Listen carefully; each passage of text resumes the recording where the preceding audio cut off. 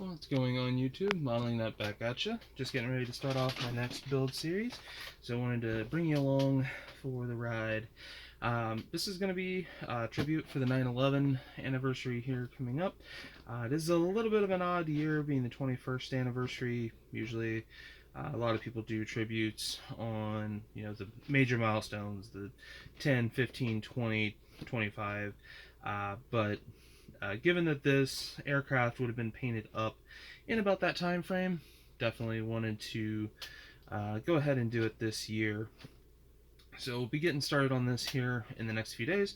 Just wanted to kind of give an overview of the build, what to expect, add-ons, things like that I'm going to be throwing into this kit. So the kit itself is the Revell 48 scale F-15E Strike Eagle. To be honest, given the fact that I picked this thing up from a antique shop for, I want to say it was $10 or something to that effect, it obviously box wise is in really bad shape, but the kit was in perfect condition. So, and the second thing is, if you actually look at the F-15E from Revell, it is probably one of the most nicely detailed models that I have seen from Revell. Especially from kind of this era of Revell. So let's stop with the waffling, and we'll get into what this is going to contain. So do a quick overview of the instructions themselves. So again, start with the cockpit, building the multi-parts seats, painting the interior of the cockpit. Two front halves of the nose go together. What I will be doing is looking very closely to see, am I going to be able to soft fit the nose gear? If so, I'll definitely just soft fit it together and leave it for later. It does talk about the boarding ladder cover. We'll get to that in a moment, because I am going to actually be using a boarding ladder with this one. That is an extra kit that I picked up. Intakes, pretty much full-length intakes back to the engines, which again is just going to be the compressor blades. It's a really deep well, so I don't anticipate too much there. Again, nice having we'll see how this all goes together, but again, it is kind of nice having the inner wells and stuff like that for them. We do have, for the left and the right side, the anti-sway braces for the bombs, which again, I'm going to be adding some, not aftermarket, but other kit parts that I happen to scrounge from a different kit. Again, we'll talk about that in a moment. Landing gear assembly, getting that all together, making sure, again, as you set it down, flat spot goes to the bottom. The engines, I had been debating if I wanted to purchase aftermarket, but given the fact that the amount of detail that is actually in these engines from the kit, I think they're going to be just fine as is. We do have some lantern target pods. Debating if I'm going to load those out or not, but we'll take a look, kind of compare them to what else I have, and go from there. Slip tanks, probably will be fitting both of those. Again, kind of doing a loadout that would have been, start of the war. In the early 2000s.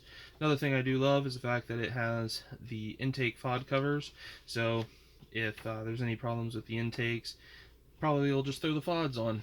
I'm planning on having this kind of in that ready alert status. Then we get into decals and markings. It does come with the AIM-9L within the kit. They're not bad, but they're not great.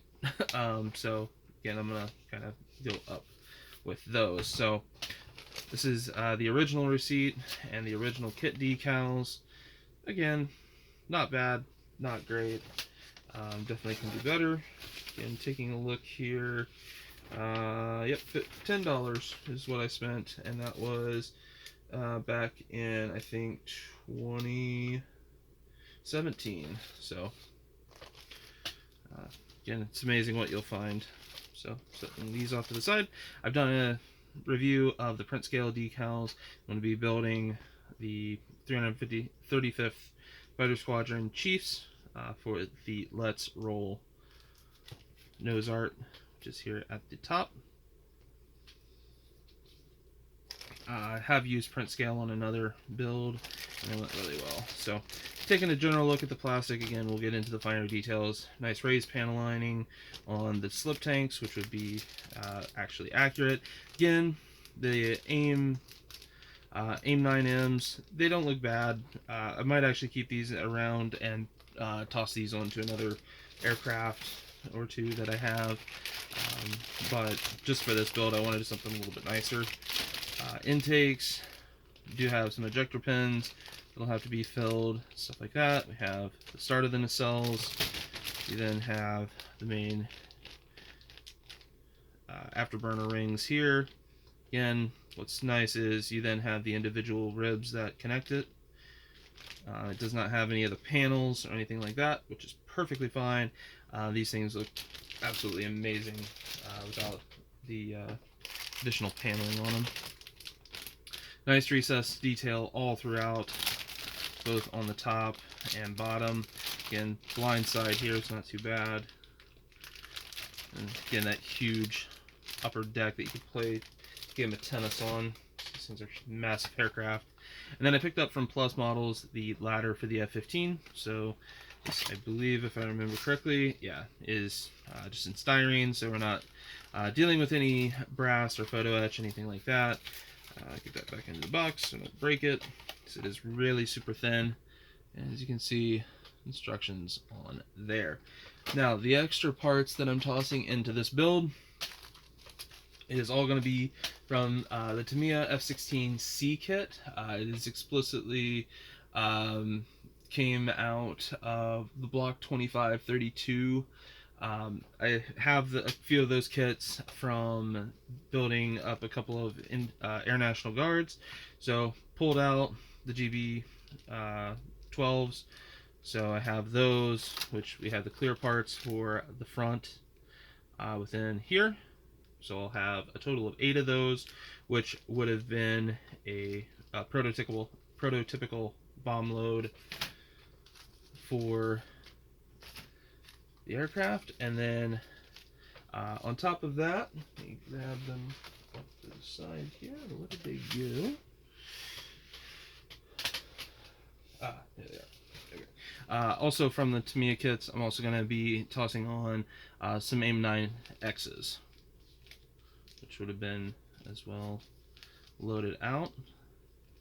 I've kind of gone back and forth because I have some AIM-9Ms as well, but looking at them, I think I'm going to throw the X's on. Again, as I get into the build, may shift around a little bit, but as you guys will kind of keep tabs if you watch through the build series. So again, this was just a high-level overview of what this build is going to be. I do have a goal of getting this completed by the anniversary of September 11th, so a little bit over a month, which normally wouldn't take me that, or wouldn't be that big of a stretch.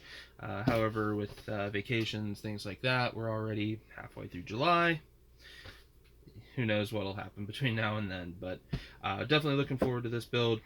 Had this one kind of on my heart for a while to get in progress, and going to be doing that. So hopefully you guys will join along for the ride. Hopefully we'll get back to posting a lot more stuff more regularly. Hopefully you guys have enjoyed the reviews that I threw up here today as well, and we will take it from there. So catch you guys here in the true part 1 coming up in the next few days. Talk to you later.